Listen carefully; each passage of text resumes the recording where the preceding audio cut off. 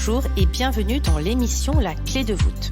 Je suis Audrey Carsalade, coach, autrice et femme médecine.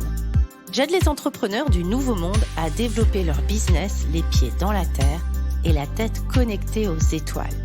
Un lundi sur deux, seul ou accompagné d'un invité, nous parcourons des chemins de vie puissants et singuliers, des réflexions vers une nouvelle vision du mot entreprendre en participant à l'éveil des consciences.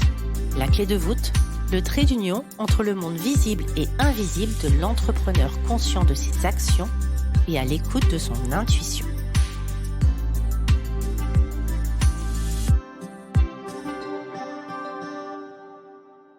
Bonjour Virginie. Bonjour Audrey. Je t'ai demandé de choisir un livre. Peux-tu rapidement nous le présenter et nous expliquer ce qu'il symbolise pour toi, pourquoi tu l'as choisi? Alors le livre que j'ai choisi, c'est Le moine qui vendit sa Ferrari de Robin Sharma. C'est en fait un livre qui m'a permis de transformer le sens de la vie qu'on nous partage au niveau sociétal et parental. En fait, à travers lui, j'ai vraiment compris qu'il existait en fait un autre sens à la vie. Et je l'ai lu très très jeune, j'avoue. Et en fait, il m'a ouvert à mon chemin, à mon déploiement spirituel, de me rendre compte qu'en fait, il y avait autre chose que ce qu'on nous partageait. D'accord, merci beaucoup. Est-ce que tu peux nous en dire un petit peu plus? Qu'est-ce que très tôt, du coup, tu as compris? Ben j'ai compris qu'en fait, le sens à la vie n'était pas celui, qu'on nous partageait, que c'était vraiment aller retrouver, hem, à l'intérieur de soi un un sentiment de un sentiment intérieur et que l'extérieur n'avait rien à voir quoi, que ce qu'on nous imposait niveau société, heu, beh, ça partait pas de nous et qu'en fait, c'était à travers nous que la vie se manifestait et pas à travers l'extérieur qu'on se manifeste qu'on grandissait nous. C'est vraiment le gros sens que j'ai compris en fait, qu'on était, nous-mêmes, dépendants de notre vie et que c'était pas l'extérieur qui était dépendant de notre vie, quoi. Qu'on était co-créateurs et que finalement c'est vrai que c'est intéressant parce que, longtemps, je me suis fait croire, ça pourrait commencer comme une ronde EFT, que, mon bonheur dépendait de l'extérieur. Que mon niveau de réussite et d'autosatisfaction de moi-même venait de l'extérieur. Si les gens étaient contents de moi, si j'avais des bonnes notes à l'école, par exemple, si on reprend, le thème un thème, assez ancien pour ma part, alors je valais quelque chose. Or, c'est intéressant, de voir que finalement, il y a beaucoup de personnes, je suivais un interview la dernière fois de, je pense à la personne qui a créé, Facebook, qui ont eu des parcours assez aléatoires, qui ont même pas potentiellement terminé leurs études et qui pour autant ont fait des belles réussites. Alors ça ne veut pas dire que faire ses études est synonyme de pas réussite, ça veut simplement dire que tout est possible, qu'on peut avoir des études extraordinaires et après rien en faire, qu'on peut avoir finalement très peu d'études et devenir surtout ce que l'on a envie de devenir, loin des codes sociétals. Donc je te remercie parce que je trouve ça assez intéressant, et du coup, tu as découvert ce livre à quel âge? Oh, j'avais 18, 19 ans. Ah, c'est super ça. D'accord, merci beaucoup. Quel genre de petite fille étais-tu et sous quel filtre tu voyais la vie?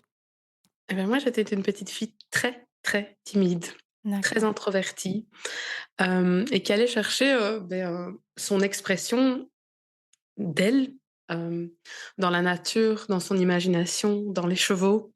C'est vraiment ces 3 piliers qui ont été une espèce de bouffée pour convaincre, ma timidité, en fait. À travers, la nature, mon imagination et les chevaux, j'arrivais à m'exprimer. Parce que j'ai vraiment grandi avec, le filtre d'être une petite fille, sage, tu vois? Qui répond bien aux normes qu'on attend d'elle, aux exigences scolaires, aux exigences parentales.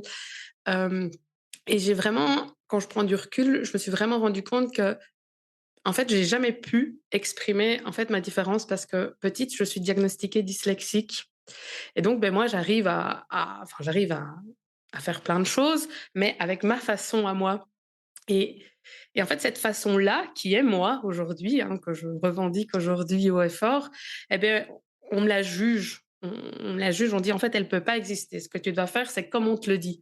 Donc si on te dit que le procédé, c'est comme ça à l'école, tu dois y arriver comme ça. N'utilise surtout pas tes ressources intérieures.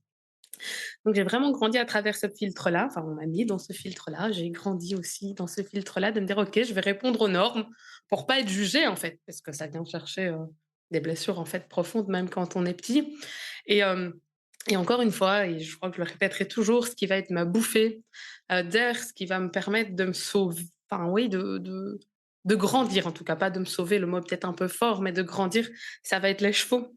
Mmh. Parce que en fait, les chevaux vont me dire: «OK, avec nous, tu peux exister tel que tu es. Les ressources que tu veux exprimer, tu as le droit de les exprimer» et c'est d'ailleurs comme ça, en fait, quand tu vas les exprimer, qu'on va faire de grandes choses et donc enfin, ça a été, les chevaux ont été une formidable ressource pour me dire: «En fait, avec eux, j'avais le droit d'être ce que j'étais et de pas grandir sur ce filtre-là. Si j'avais envie de pleurer parce que c'était dur, ben je pleurais parce que c'était dur. Si j'avais envie de faire différemment, ben je faisais différemment et il y avait une symbiose parce que en fait, beh, quand je prends de la hauteur, je laissais exister ce qui était à l'intérieur de moi, en fait. Et je voulais savoir comment tu as navigué avant d'entamer, ta vie professionnelle actuelle? Mais donc, niveau, scolarité, bah, j'ai une scolarité très, très traditionnelle, mais je vais très vite me rendre compte que je ne veux pas, dans dans mon éclosion en tant que jeune fille, que je ne veux pas, là c'est terminé, je ne veux plus, rentrer dans le moule. Donc je vais faire mes études jusque quand c'est obligatoire et puis je vais dire, bye bye, moi vous allez me laisser être ce que j'ai envie d'être. Donc je vais pas faire des études supérieures et je vais entamer une vie professionnelle assez jeune et mais qui va être assez, en tout cas pour mes proches, je pense tumultuante et assez déstabilisante. Alors ils m'ont jamais freinée et ça je leur remercie, ils m'ont laissé être, ce que j'étais, pleinement, mais j'ai jonglé de travail en travail en tant que vendeuse, esthéticienne, indépendante.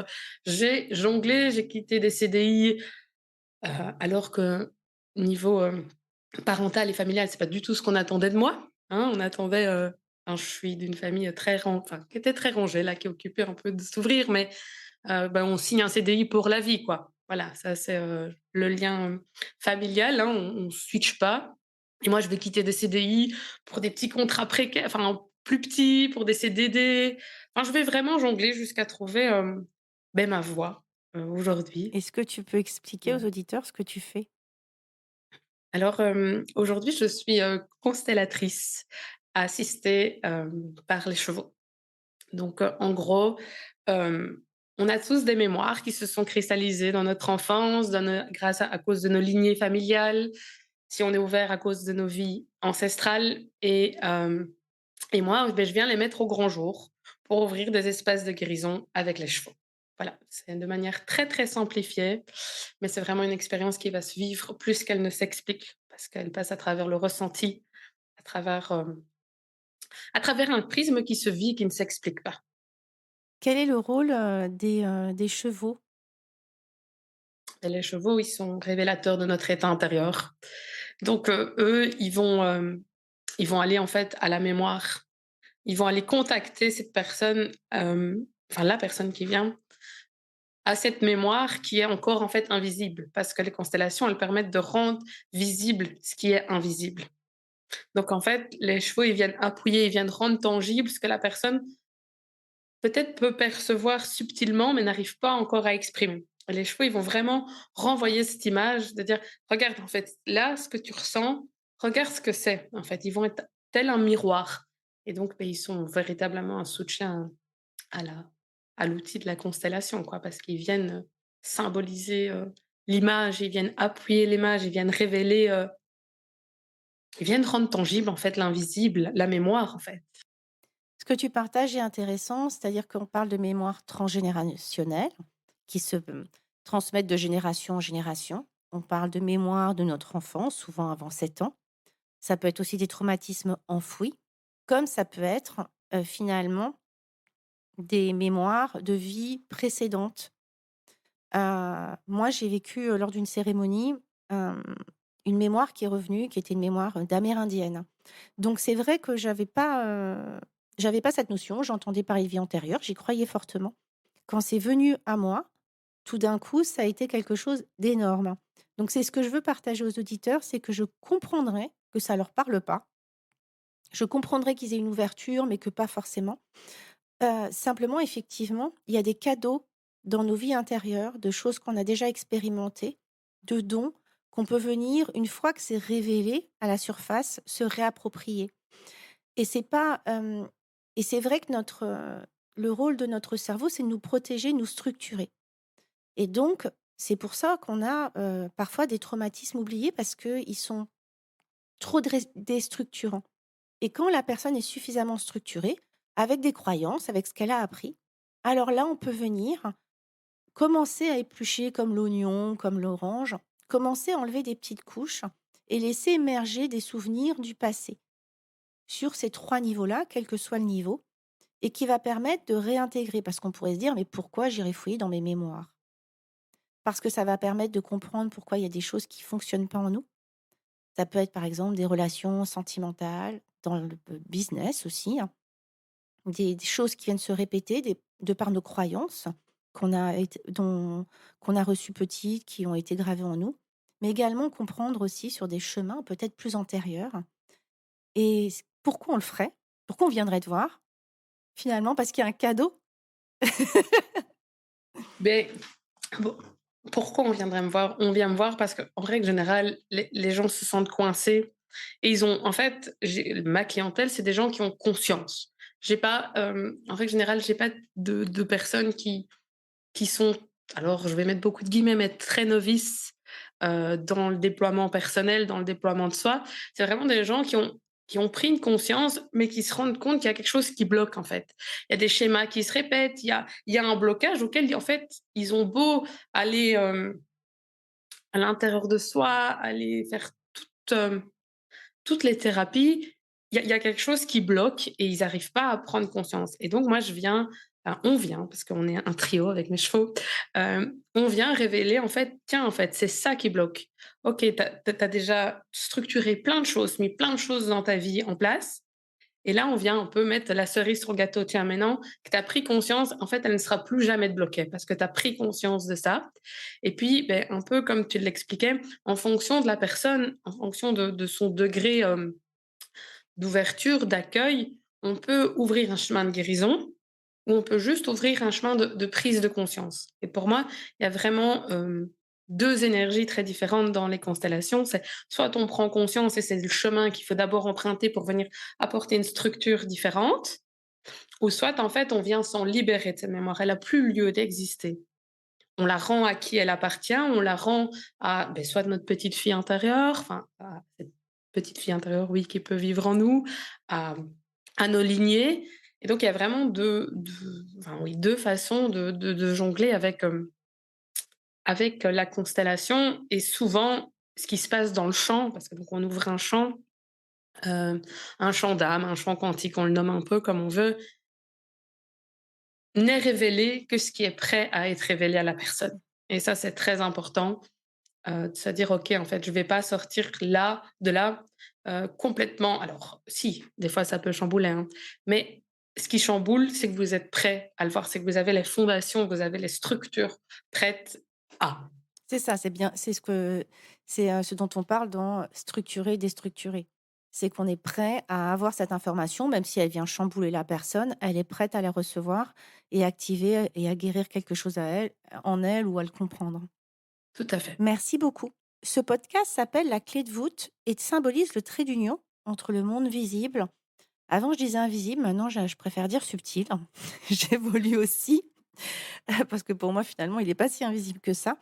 Comment toi, tu fais pour garder les pieds sur terre et la tête connectée aux étoiles? Mais je pense que je dirais que dans un premier temps, c'est ma personnalité.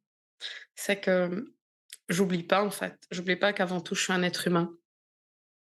C'est ce que je suis un être humain qui vit une expérience spirituelle. Et donc, ben, vivre la vie en tant que telle, et tous les pépins qu'elle peut m'amener ou ce qu'il faut faire, ce qu'il faut être à l'action, enfin mettre en action, me permet de rester les pieds sur terre.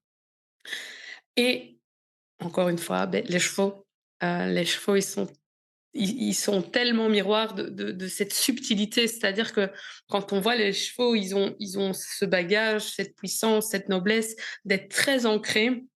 Ils sont imposants, ils sont là, ils sont ancrés et à la fois, ils nous connectent et eux sont tellement connectés à cette subtilité et donc en fait, ils me permettent de vaguer entre je suis là, je suis bien là, je les vois, je les ressens et je peux tellement me connecter à ce qui est beaucoup plus subtil. Ils m'envoient tellement ce qui est plus subtil. Je trouve ça magique. Moi, je t'ai découvert par hasard sur Instagram et je trouvais ça intéressant de te présenter aux auditeurs parce que tu as une ce qui est assez, cocasse quand on se dit dyslexique, tu as une poésie, dans ta façon d'écrire tes textes et lorsqu'on suit tes stories ou qu'on voit tes photos, on sent vraiment ce lien subtil justement, qui est avec tes chevaux et j'aimais beaucoup cette notion de liberté que tu as, voilà, de co-créer, de finalement tu donnes l'impression que, voilà, ton lieu de travail, c'est dans un pré avec tes chevaux, avec ta tante et j'aime beaucoup cette notion de liberté parce qu'elle amène aussi une autre notion dont tu as parlé au début. Je suis ce que je décide de devenir.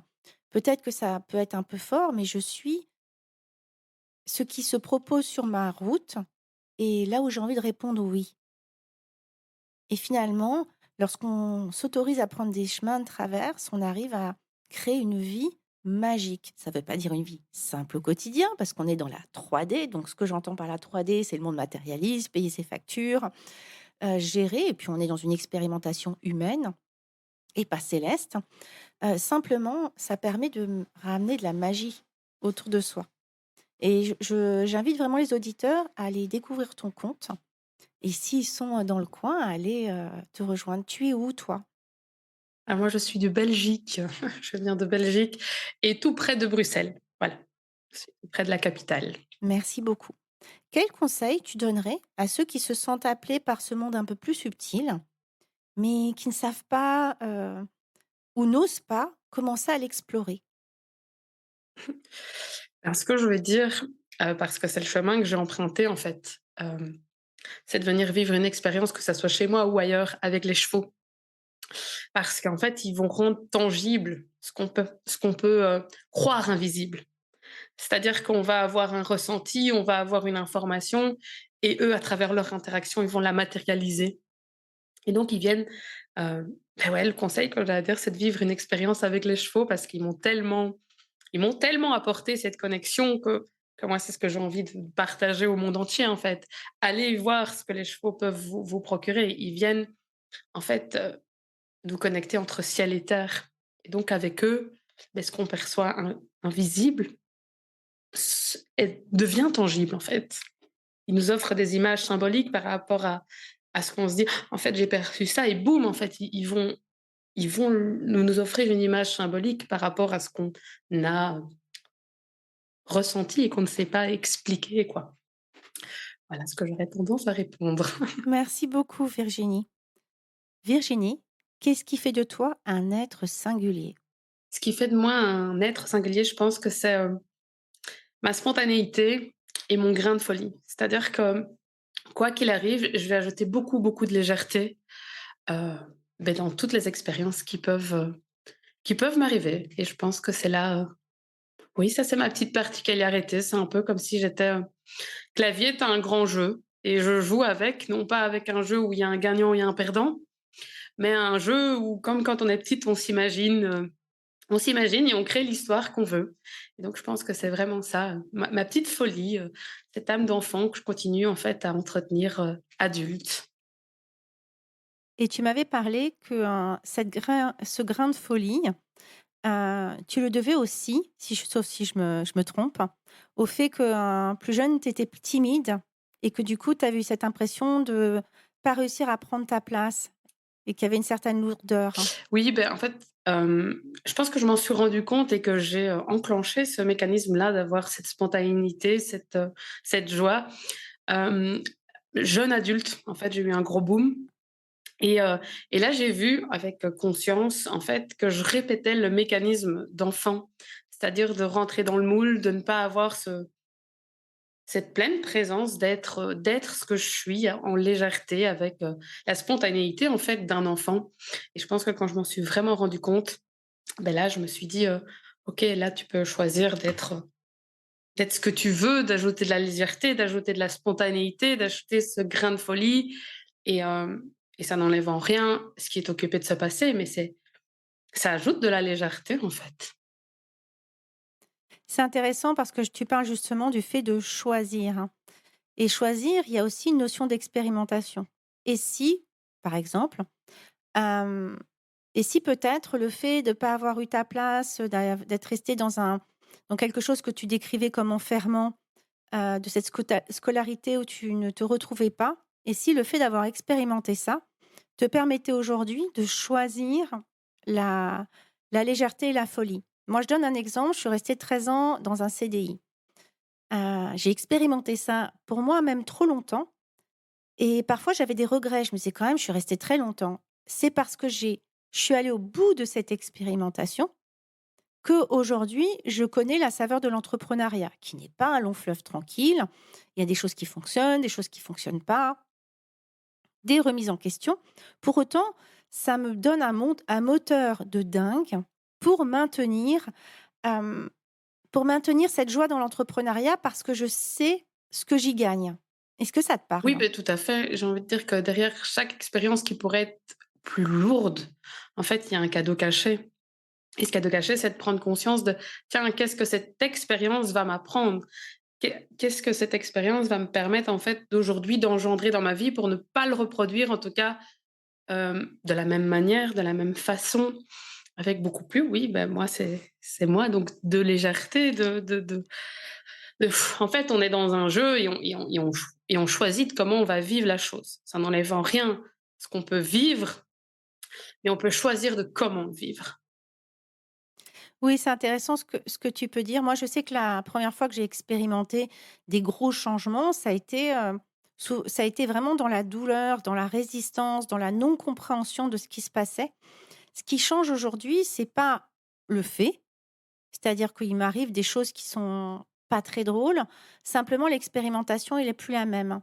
L'exemple que j'ai envie de donner, c'est la perte de ma chienne, que j'ai eue en juillet. C'est une chienne à laquelle j'étais vraiment très, très attachée. Elle est partie en un éclair et ça a été quelque chose où j'ai beaucoup pleuré et par moments, je me réveille encore et elle me manque. Simplement, notamment d'avoir accès au monde subtil, de savoir que j'ai pu être sa passeuse d'âme, de savoir que, lorsque je vais dans la forêt, on avait l'habitude de se promener, parce que j'ai mis une plume dans la rivière et que je me suis connectée à cette rivière. Je sais que son âme y est présente, que je sens sa présence dans cette forêt et qu'il suffit parfois de fermer les yeux pour sentir qu'elle est là autour de moi, change finalement l'expérimentation. Bien sûr qu'elle me manque dans cette réalité 3D. Pourtant, je sais qu'il y a une autre dimension. Et je sais aussi que, en tout cas de ce que j'ai intégré, et tu me diras ce que tu en penses, toi Virginie, c'est que chaque expérimentation, entre guillemets, qui pourrait être vue comme douloureuse, m'a toujours permis de faire un bond en avant et que, plus je suis alors dans l'accueil, je ne sais pas si c'est le bon mot, mais plus je il y a une forme de lâcher prise qui s'installe, ça ne veut pas dire ne rien faire, ne rien entreprendre. Plus finalement, j'ai l'impression aussi que cette expérimentation, elle va vite et elle dure moins dans le temps. Aujourd'hui, je resterai plus 13 ans, dans une situation qui ne me plaît plus, par exemple. Qu'est-ce que tu penses de tout ça, Virginie? Oui, tout à fait et ce que ça vient réveiller, je pense, c'est, notre foi en la vie, notre foi, à l'univers. Moi, je le nomme l'univers, hein, c'est ce grand tout, c'est pour moi, c'est l'univers et en fait, connecter à cette foi-là, ça nous permet de se dire que mais de pas rester en fait dans un c'est pas que ça nous permet de dire quelque chose, ça nous permet de ne pas rester dans un tourment en fait. C'est de se dire: «OK, derrière ça, il y a un pourquoi» et ce pourquoi en fait, je veux aller le connecter et le fait de sortir un pourquoi et souvent je dis aux gens: «C'est pas le comment qui nous importe, c'est le pourquoi». Parce une fois qu'on est connecté à ce pourquoi ça nous arrive, pourquoi c'est quoi le sens en fait? Et bien on se rend compte qu'on reste plus, enfermé en fait dans j'ai envie de dire, je sais pas, c'est le mot qui me vient, mais dans nos névroses, en fait. Dans nos névroses intérieures qui nous maintiennent, en fait, dans un truc qui ne nous correspond pas. Voilà. Et comme tu disais, il y a toujours un gros cadeau. Toi, tu parlais de ce cadeau, finalement, sur cette puissance personnelle de choisir la joie.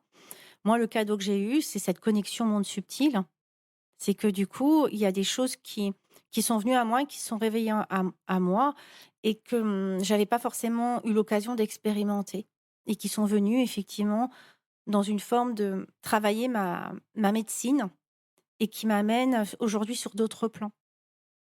Oui, tout à fait. Enfin, oui, moi, je suis convaincue que derrière tout boom émotionnel, tout tourment, il y a véritablement un cadeau caché et je sais aussi qu'on ne le voit pas tout le temps, mais c'est en fait par après une fois qu'on a foi que la vie, elle est pas contre nous, on se connecte à dire: «OK, on vit ça, mais il y a quelque chose derrière» et c'est pouvoir, s'y connecter, j'ai envie de dire, le plus souvent possible parce que des fois, on reste des êtres humains et c'est très cool de s'auto, de s'auto-plaindre. Mais après, c'est retrouver cette légèreté de se dire: «OK, je refais le bond en avant». Je te remercie beaucoup, j'aime beaucoup cette notion de foi. D'avoir la foi que l'univers ne joue pas contre nous, mais joue au contraire en notre faveur. Tout à fait. Il est notre véritable soutien au quotidien, je pense, hein. Je partage cet avis. J'avais envie de te laisser le mot de la fin. Le mot de la fin, c'est ce que je souhaiterais à tous ceux qui nous ont écoutés et bien plus encore, d'entreprendre le chemin de la connaissance de soi. Parce que je pense que c'est le plus beau. Heu, oui, c'est le plus beau chemin qu'on peut entreprendre, c'est apprendre à se connaître parce qu'on est la seule personne avec qui on va vivre toute notre vie et une fois qu'on commence à se connaître et bien, on peut co-créer avec tout le reste. Merci beaucoup Virginie. Avec plaisir. J'espère que cet épisode vous aura plu.